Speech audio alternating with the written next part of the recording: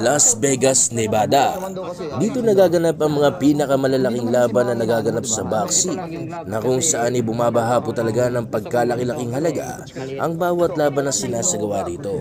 Kaya naman iasahan mo na milyong-milyong dolyar talaga ang maiuwi mo rito sa oras na ikaw ang natatanging boksingero na pangunahing manlalaban sa laban na ito.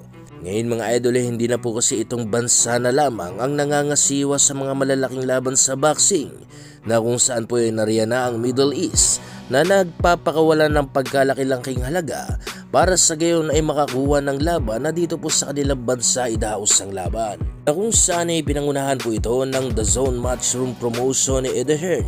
Ito ang naging dahilan kung bakit nakilala itong Middle East na kaya ring mga siwa ng mga malalaking laban sa boxing, na kung saan ay hindi rin makatanggi ang mga promoter at boksingero dahil sa magandang offer ng garantiyang bayad. Pero kahit na ganun pa man mga idol ay lagana pa rin naman ang kalinisan na walang bahid na dugaan sa bansang ito, na kung saan nga po ay kung minsan ay natatalo pa ang kanilang mga boksingerong pinanghahawakan gamit ang 12 rounds decision. Ngayon mga idol ay meron po kasing isang bansa ngayon ang gustong mga siwa rin ng mga maglalakihang laban, at ito na nga ay ang bansang Japan. Naglabas na rin po kasi ang Japan ng pagkalaki-laking halaga para sa gayon nga ay makilala ang kanilang lugar na kaya ring mga siwa ng laban.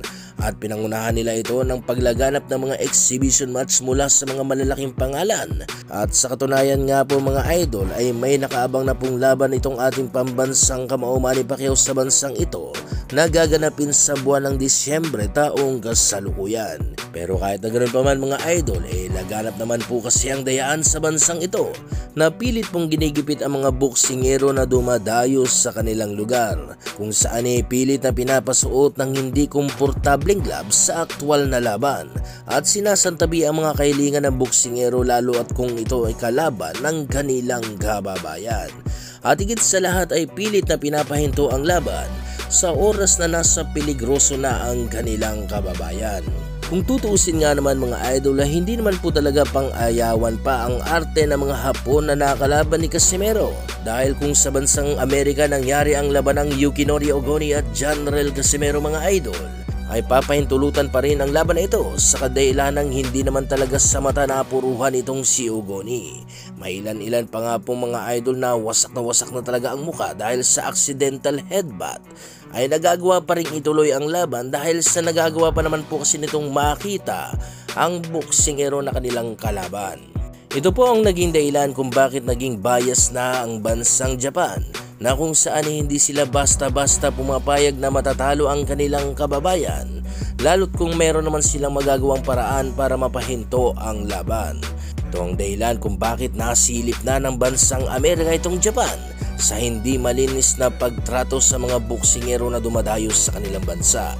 Ganito po kasi ang nangyari sa laban ng Janrel Casimero at Yukinori Ogoni. At para mabalik po tayo sa naging laban mga idol, ay kaya naman ihahain ko po sa inyo ang laban ng Yukinori Ogoni at Janrel Casimero.